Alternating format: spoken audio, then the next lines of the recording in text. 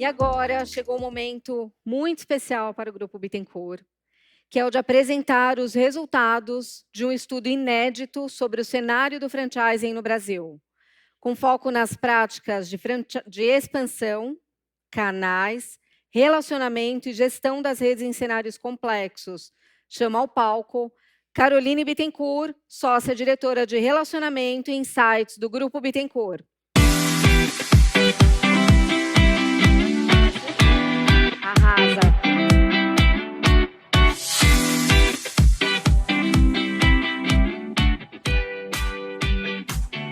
Olá, pessoal. Vocês me ouvem bem? Sim, né? Bom, primeiro eu quero agradecer a todos vocês por estarem aqui e principalmente pelas empresas que contribuíram com a pesquisa e que também estão aqui presentes.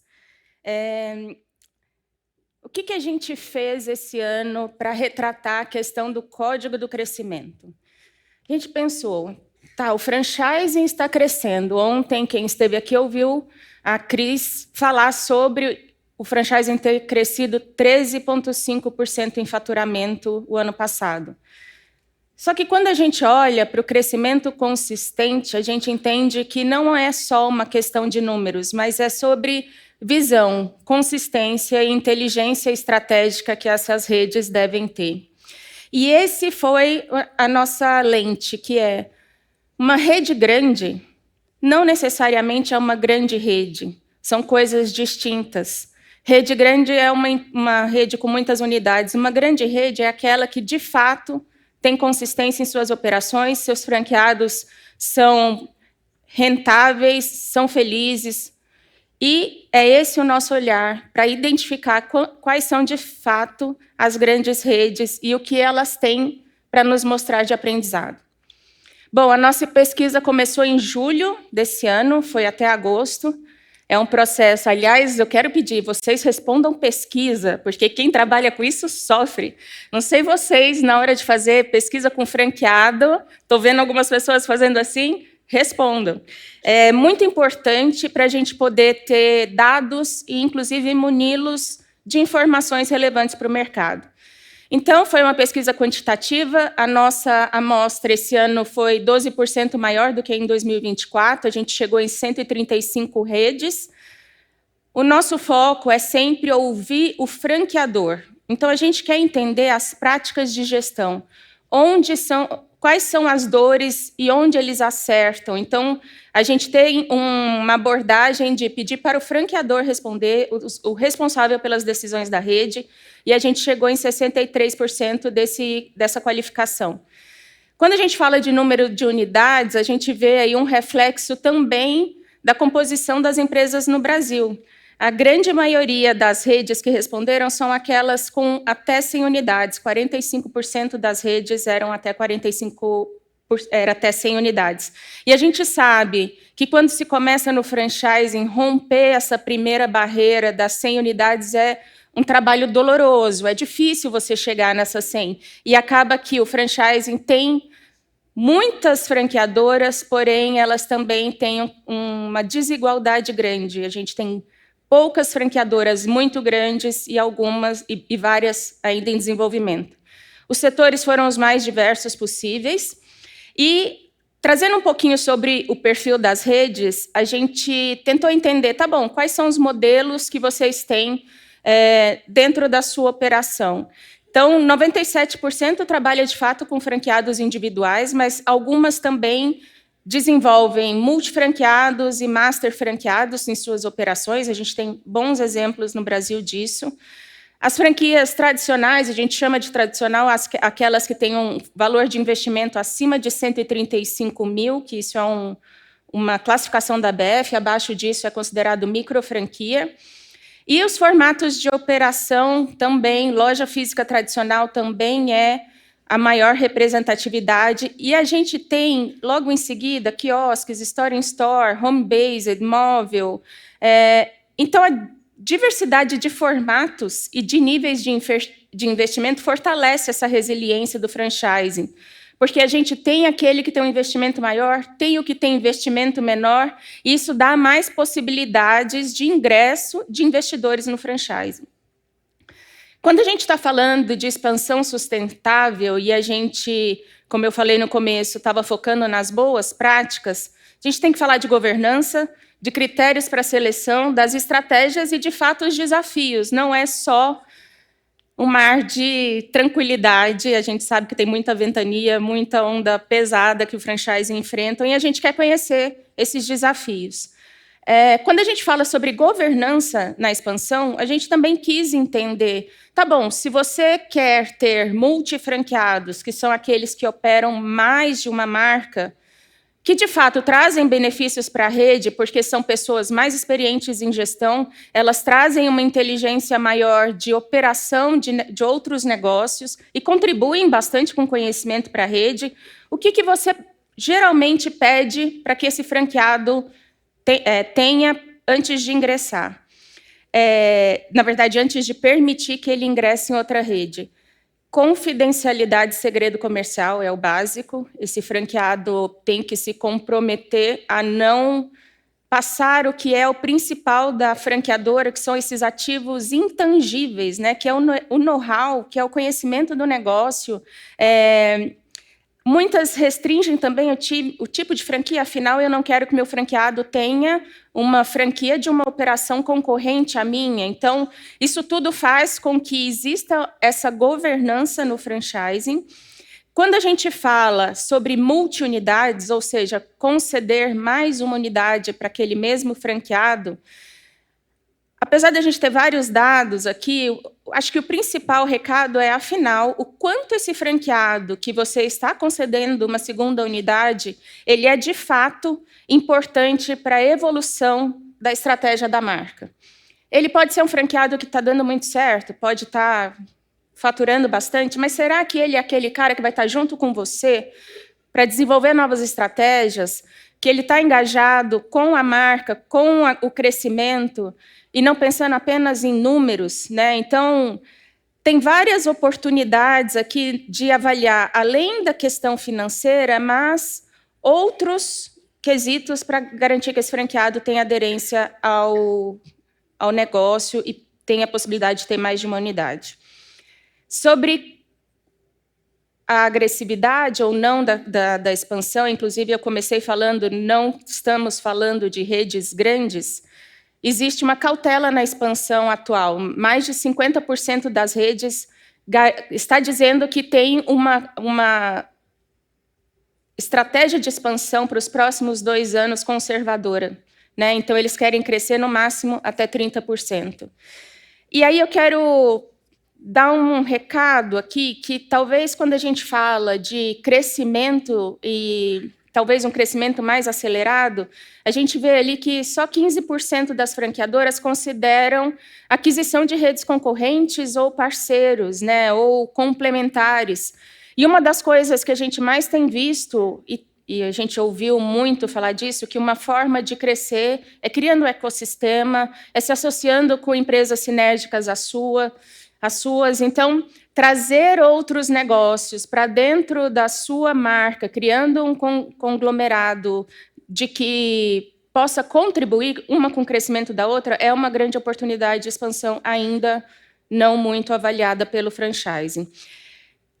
E aí, quando a gente fala sobre seleção dos franqueados, não é novidade para ninguém de quem atua no franchising, a grande dor é selecionar o franqueado ideal, né? E franqueado ideal, usei a palavra errada, na verdade, é o franqueado ideal para a sua marca, né? A gente sabe que o franqueado perfeito para uma marca não é exatamente o mesmo que seria para outra. E tem uma questão muito importante aqui, que é o índice de conversão, né? Ao mesmo tempo que as áreas de expansão têm dificuldade de achar esse franqueado, existe uma taxa de conversão muito baixa, de 1% a 3% apenas. Então, o que a gente vê que está acontecendo? Áreas de expansão enlouquecidas por converter leads, com poucos leads, e a conversão é pequena. Por quê? A gente tem ainda uma seleção de franqueados muito tradicional. A gente pensa há muitos anos no franchising que eu preciso saber se um candidato é bom, eu avalio o histórico profissional dele, capacidade financeira, questões sobre antecedentes, tudo muito ainda conservador. Quando a gente fala sobre evoluir isso e permitir que as áreas de expansão estejam mais liberadas para atuar, a gente tem que falar sobre automações, tem que falar sobre IA, tem que falar sobre BI.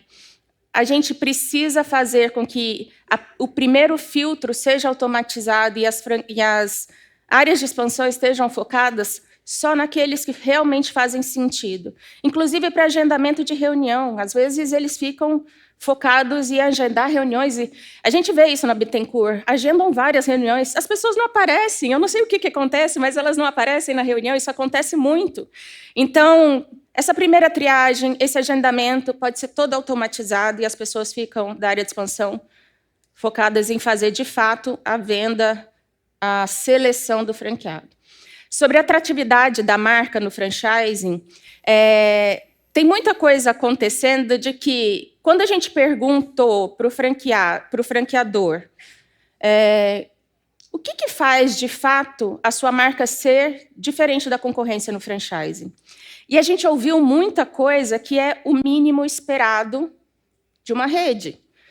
Então, suporte, eu ofereço um suporte incrível, a minha marca é forte, meu produto é de qualidade, o meu modelo foi testado. Isso é o básico, isso é o mínimo esperado para uma marca ingressar no franchising. Existem coisas que são esperadas e elas são importantes, mas cada vez mais comuns, que é um plano de negócios. Esse franqueado tem que saber qual é a meta que ele tem que atingir, quais KPIs ele vai ser cobrado. Mas onde mora a diferenciação e a vantagem competitiva é no retorno do investimento do franqueado. Não é só em quanto tempo ele vai ter esse retorno de volta. Não é só payback, não é só ROI, mas é, de fato, pensar quando ele vai começar, de fato, a ganhar dinheiro. Como é que eu ajudo esse franqueado a ter margens melhores, fazer negociações melhores, ter preços mais competitivos, as margens estão cada vez mais enxutas. Como é que eu ajudo ele a ter acesso à inovação, à tecnologia? Acabei de falar sobre as áreas de expansão. Então, a rede atrativa não é aquela que está entregando o essencial, mas é aquela que está gerando valor único para o franqueado. O foco tem que ser esse. E aí eu quero começar e agradecer algumas redes que gentilmente se dispuseram a nos ajudar a trazer, de fato, tangibilizar alguma das coisas que estão sendo ditas aqui, nos mandaram vídeos. Então, antes de tudo, eu quero agradecer isso. Mas como é que pode, por exemplo, melhorar a atratividade da marca? Respeitar legado, respeitar a história, contar a história da marca. De fato, reconhecer, celebrar as conquistas da rede, celebrar premiações, contar isso para todo mundo. Uma questão de posicionamento, com certeza.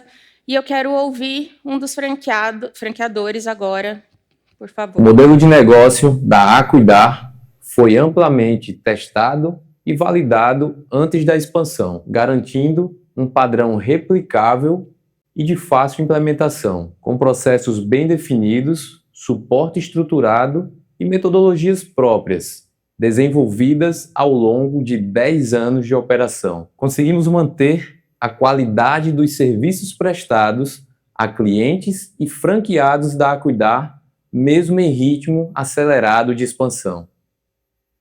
Então, esse é um exemplo claro de como melhorar a atratividade da franquia em modelo de negócios. Então, testar de fato, garantir que esse modelo de negócio vai para o mercado já consolidado, inovação em formatos, traduzir e trazer novos formatos para os franqueados. Isso tudo vai gerando valor e aumenta a atratividade da franquia. Quando a gente fala sobre retorno de investimento, a gente tem também... Eu vou só olhar para lá, porque eu estou enxergando as telas ao contrário. Quando a gente está falando sobre retorno de investimento, a questão dos prazos menores de payback, eficiência de custos, e aí as margens melhores e mais atrativas, também tem um recado aqui para vocês. Na Usaflex, ações como reposição automática de produtos best-sellers ampliaram o retorno sobre o investimento, de forma que a Usaflex franquias cresce com os operadores da própria rede, com média de 2,4 lojas por franqueado. Então, isso é um ótimo exemplo de pensar em como que eu ajudo esse franqueado a ter um retorno mais rápido e garantir melhor rentabilidade para ele. Quando a gente fala sobre suporte contínuo, a gente não está falando só sobre um treinamento inicial bem feito. Tem que ser um onboard muito bem estruturado, ter essa capacitação constante, universidade corporativa, uma consultoria de campo de fato consultiva. Então, também tenho mais um recado aqui para vocês verem. Na Usaflex... Opa! Logo no início da jornada, o franqueado conta com trilhas de onboarding estruturadas que apoiam desde a fase pré-abertura até os primeiros meses da loja. Já em operação, nós disponibilizamos programas contínuos de formação, com foco técnico, comportamental e de gestão, além de capacitações conduzidas pela própria consultoria de campo, que atuam de forma consultiva e presente, acompanhando de perto os resultados, os desafios e as oportunidades de cada unidade franqueada. Então, são ótimos exemplos de como isso pode acontecer, de melhorar a atratividade da franquia. Quando a gente fala sobre ter um plano de negócios estruturado, metas claras, KPIs, dashboards claros que o franqueado consegue acompanhar real time, o que está acontecendo na operação dele. Tem gente também fazendo um trabalho muito bem feito, e mais uma vez eu vou pedir para a gente conhecer essa história. Nos últimos anos, a Hora Unique reforçou o seu plano de negócios, incorporando análises de mercado mais detalhadas e projeções de faturamento e retorno. Além disso, foram implementados indicadores chaves de desempenho, padronizados, que permitem aos franqueados acompanhar a saúde financeira e operacional da sua unidade em tempo real, garantindo mais gestão e foco em resultados. E agora falando sobre preço e margens competitivas, também a gente está falando sobre foco em eficiência de custos, economia de escala, negociação com fornecedores, ter modelos de precificação claros e, às vezes, até desenvolver marcas próprias. Então, a gente vê algumas redes desenvolvendo marca própria para que o franqueado tenha uma margem maior. Nossos produtos com padrão e receitas padrão da rede permitem um ganho de escala que é repassado para os nossos franqueados. Nós não somos produtores e nem fornecedores. Temos um operador logístico. Na realidade, nós trabalhamos para o desenvolvimento dessa cadeia de valor, onde todos ganham. O operador logístico, a franqueadora, os franqueados e principalmente o cliente, que também se beneficia com produtos de qualidade com preço justo. Então, não é só pensar no fornecimento do produto, é pensar em toda a cadeia, como é que eu integro todos da cadeia produtiva. Sobre estratégia de canais, e eu vou começar a acelerar um pouquinho, porque senão meu tempo acaba. Jornada Omni é uma coisa que já está consolidada, pelo menos na visão de longo prazo ou de curto prazo, já está executada nas franqueadoras, então 77% afirma que tem, e dizem que 62% estão com os canais Omni muito integrados. Mas quando a gente fala de Omni, dentro do franchising, existe uma coisa muito importante, que é o comissionamento do franqueado. 69% das franqueadoras indicam que fazem esse repasse de comissão para o franqueado, e a gente tem uma questão de quanto esse comissionamento é direcionado para o franqueado. Aí a gente tem uma diversidade muito grande, e claro que depende também do modelo de negócio, o quanto é permitido que isso seja repassado. Quando a gente fala sobre os desafios e complexidades da adoção Omni, eu até estava tentando assim, como é que eu posso destacar o que é mais importante e qual que é o maior desafio. Se vocês lerem esse gráfico, é muita coisa difícil de ser trabalhada. Integração de sistemas. Quem não tem dificuldade em integrar sistemas recentes com os que já estão em funcionamento? Abertura, mudança, mindset do franqueado. Conhecimento técnico dos times. A gente ouviu falar muito sobre dificuldade com mão de obra. Então, aqui tem tudo que é difícil, e a gente sabe que esses desafios são complexos, já que a gente está falando de complexidade, mas existe uma necessidade muito grande de investimento em infraestrutura, mudança cultural, alinhamento da rede e, eu diria, também de capacitação dos times para que eles absorvam todas essas mudanças.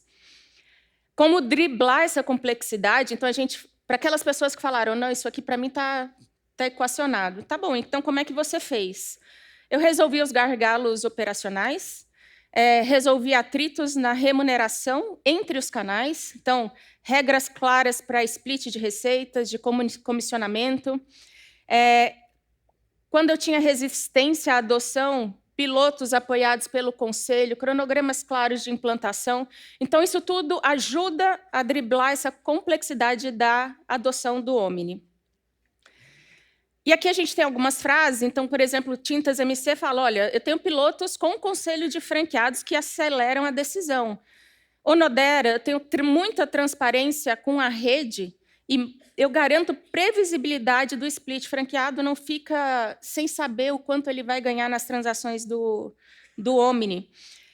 E o Boticário falando, a gente está falando de Boticário, exigiu investimento e mudança cultural.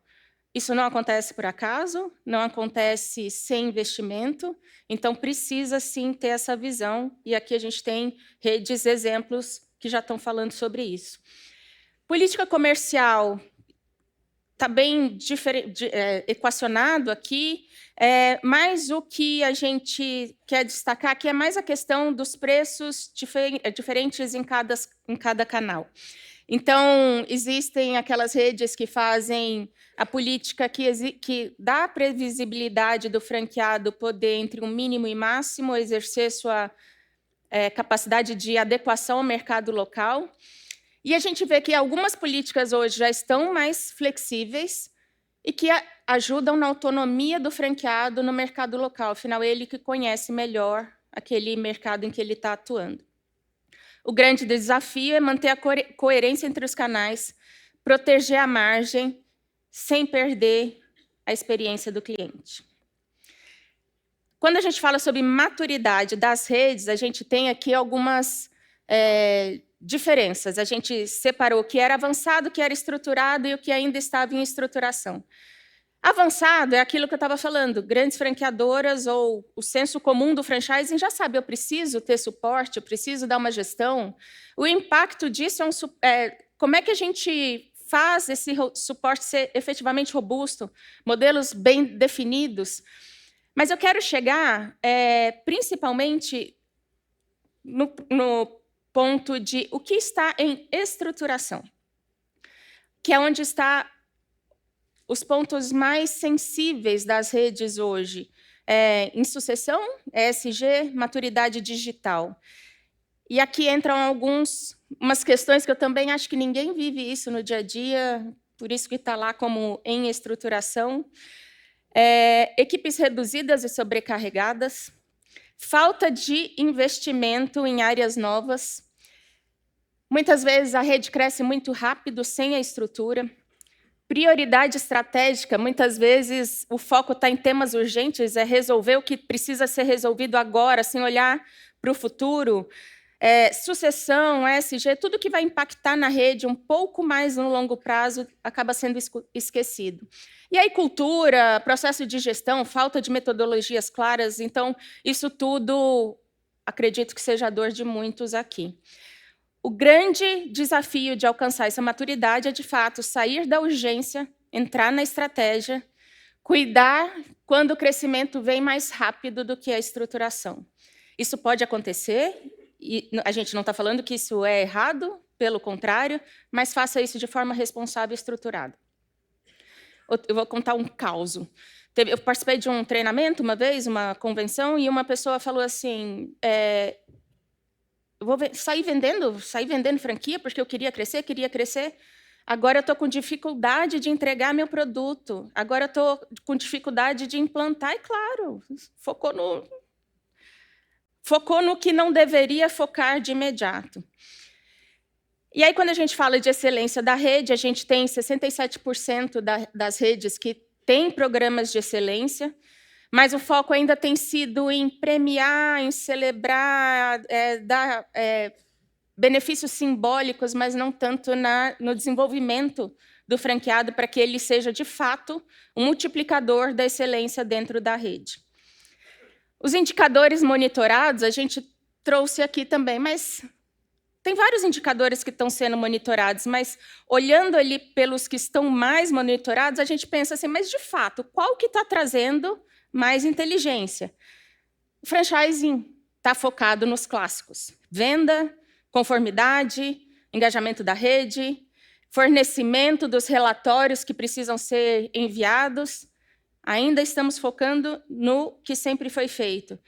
Oportunidades de desenvolvimento, a gente tem satisfação de clientes, o quanto vocês, franqueadores, usam a satisfação do cliente na ponta como uma métrica para avaliar o franqueado. Fidelização e recorrência de compra, o quanto os clientes estão voltando na sua unidade, e isso gera, inclusive, a questão de redução do custo de aquisição de cliente.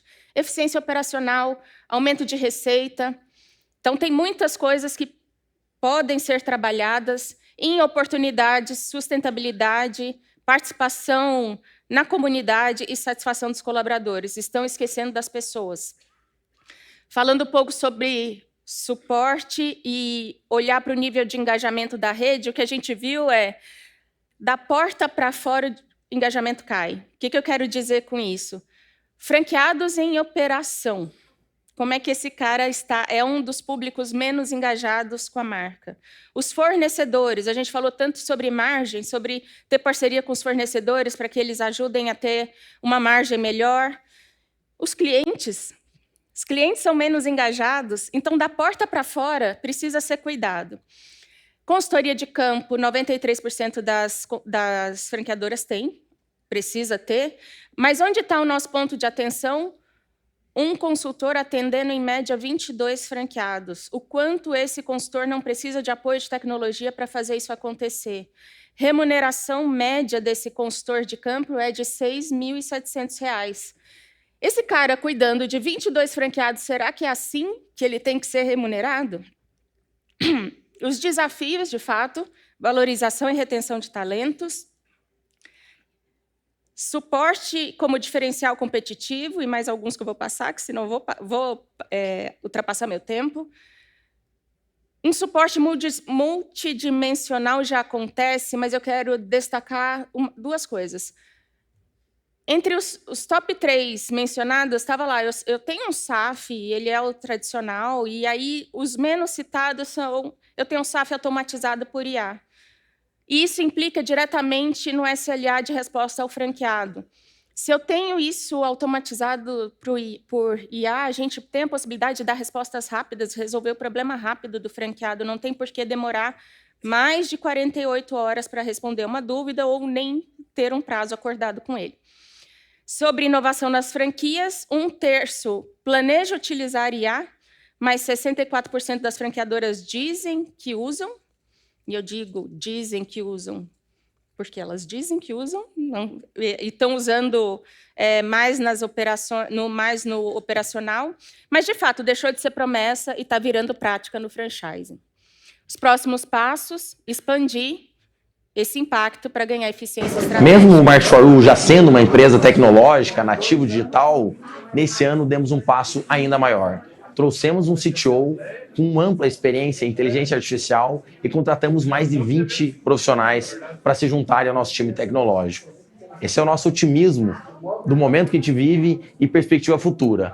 Para que a inteligência artificial pudesse ser realmente um fator potencializador do nosso sucesso, tivemos um desafio de reestruturar toda a nossa documentação, todos os nossos dados, para que aí sim a inteligência artificial possa ter um papel de protagonista e gerar mais oportunidade, mais sucesso, mais resultado, mais rentabilidade para a nossa rede de franqueados. E aqui eu chego num ponto fundamental da pesquisa, que foi gestão da complexidade. A gente queria entender, tá bom, o quanto alguns fatores são importantes e qual é o nível de complexidade de adoção desses indicadores. E a gente chamou isso de mapa da estratégia. Os de alta importância e considerados com baixa complexidade foi modelo de negócio, propósito e potencial de mercado. Essas questões são as que sustentam a atratividade do negócio no longo prazo, devem ser preservados, mas tem que ter sempre atualização. Quando a gente está falando de modelo de negócio, a gente não dá para ter o mesmo modelo há 15 anos. A gente falou muito aqui sobre renovação de negócios, teve muitos exemplos incríveis aqui nesses 2 dias, então, sustentar a atratividade do negócio no longo prazo. E a gente tem aqui aqueles que são de alta importância e complexidade moderada. Isso segundo as franqueadoras. Liderança da franqueadora, cultura, dados, processos e estratégia. De fato, é aqui onde mora a diferenciação das redes maduras. Quando a gente fala sobre aqueles que são... Espera só passar isso. E tem mais um recado. Na Anjos Colchões e Sofás, para enfrentar a complexidade dos processos, a franqueadora está aprimorando os fluxos internos com documentação clara, digitalização de etapas e padronização de rotinas. Na área de dados, estamos avançando na organização de indicadores. Assim, teremos uma melhor performance de toda a nossa rede.